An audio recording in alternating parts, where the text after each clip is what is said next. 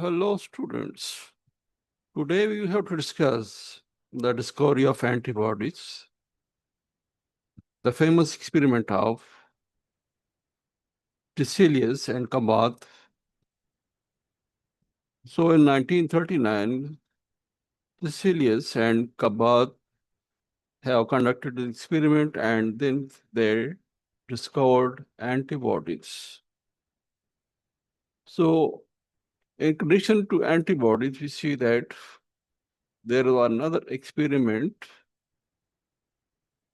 that is beginning of conceptualization of soluble component in host defense. Means there are two parts of the immunity, humoral immunity and cell-mediated cytotoxicity. So here you see that this Paul Ehrlich and his drawings of the formation and effector functions of the antibodies. So he has given this concept of these structures or antibodies or these some receptors on the B cells, which will bind with the antigen and recognize that antigen. So in 1901, we see that Emil von Behring, he first time discovered serum antitoxins and have discovered humoral immunity component of the immune system, that the component of the immunity are the antibodies are the proteins which help in the immunity. They are in the serum, non-cellular part of the blood. So Emil von Behring in 1901, he got Nobel Prize for his contribution.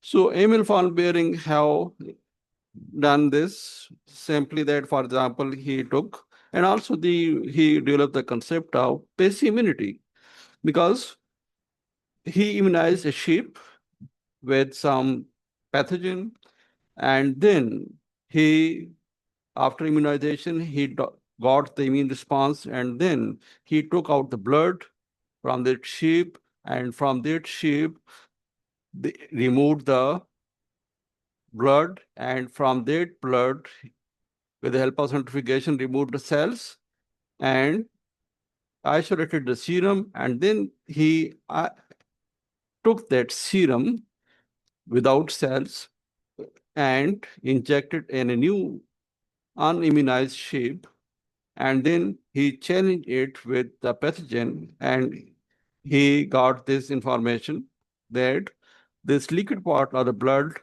is given immunity to that sheep. It means the liquid part of the blood have some components of the immunity which provide protection to that unimmunized animal.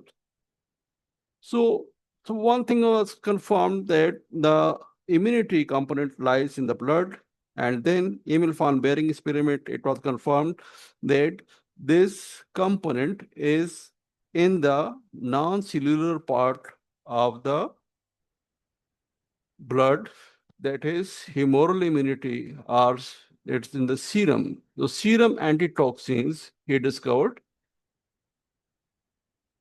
Now in the blood there was different proteins, and discovery of antibodies took place with the help of this experiment of Tiselius and Kabat experiment.